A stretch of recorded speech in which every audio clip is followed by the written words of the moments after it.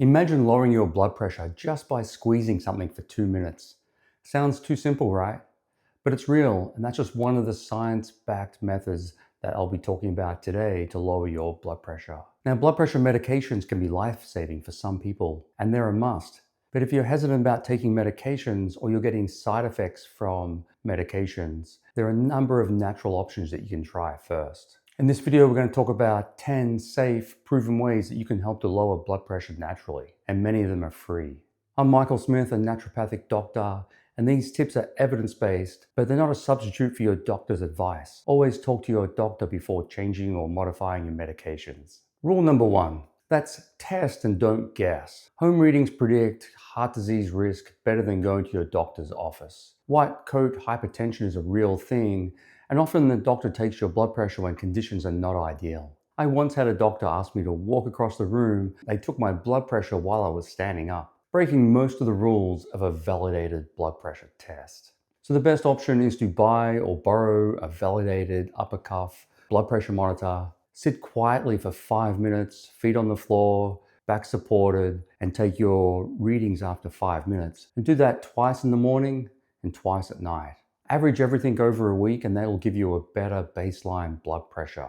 That way you can see if things are improving or not. And for some people, they have high blood pressure when they're running around doing things. When they sit and relax, their blood pressure's fine. I'll include a much more detailed downloadable checklist for measuring your blood pressure and other cardiovascular tests in the description below, so check that out. As well as a number of reasons why your blood pressure high just from some of the simple ways of taking it incorrectly. So some of the tips for lowering blood pressure are the DASH diet or the Mediterranean diet, and these are very well studied and they can give good results. Eating less salt can be helpful for some people, but it doesn't work for everyone. There's some specific genes involved in how your body reacts to salt. Exercising 30 minutes a day most days can also help blood pressure. And if you're overweight, just losing 5 kilograms or 10 pounds of weight can make a difference to your blood pressure levels. But many people have tried these things and they still have high blood pressure.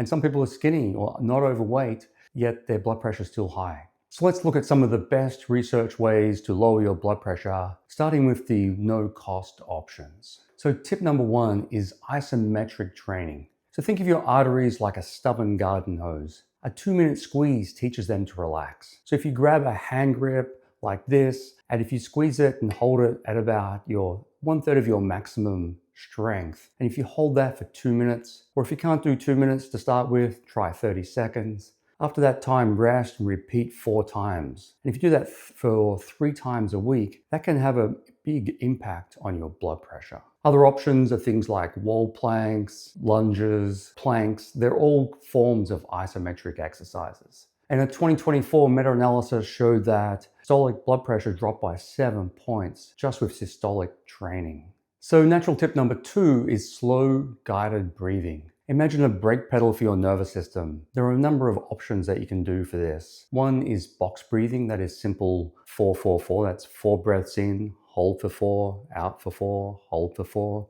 or the 4-7-8 breathing technique. And there's a few apps out there, but they're very simple to do, and they can also lead to a 7-point drop in systolic blood pressure and a 3-point drop in diastolic. Plus you get this calm nervous system, and lowering stress levels can also help overall health.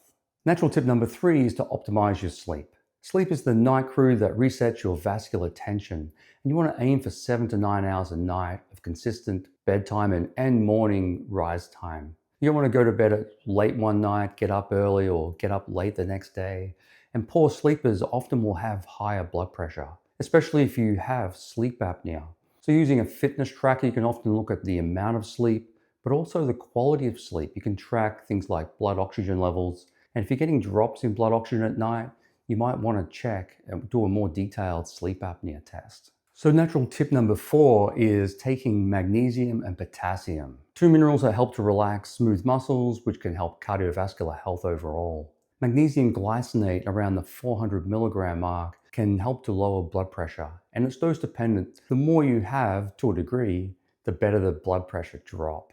And with potassium, you want to aim for 8+ serves of fruit and veg a day. Things like avocados, bananas, potatoes are all rich in potassium. Sometimes you can take potassium supplements, but you do have to be careful. So this So magnesium and potassium can lead to a 4.3 milligram or millimeter mercury drop in blood pressure and 2.3 diastolic. So not huge, but if you stack it upon everything else, it makes a big difference.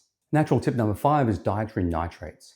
This is beetroot juice or beets, and they're basically nitric oxide rocket fuel for your arteries. And this is a potent vasodilator that helps to relax the blood vessels and improve blood flow. And you only need around that 250 mil a day, or you can get beetroot in capsules and that can make a big difference. So by taking beet juice or beet capsules, you can get a 5 to 8 drop in systolic blood pressure.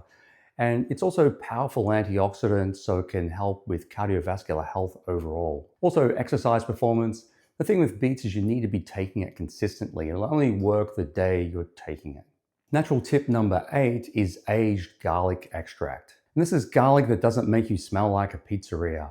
1.2 to 2.4 grams of aged garlic per day, or also known as kyolic garlic, can lead to an 8 drop in systolic blood pressure and 5 in diastolic. And it also improves cardiovascular health by dropping cholesterol levels. And there's a number of studies showing that garlic can drop systolic anywhere between 4 and 11 and diastolic by around 1.5 to 6 millimeters of mercury. So it depends on how high your blood pressure is, but this could make a big difference. Also, some new research is showing that B12 helps to optimize the aged garlic extract.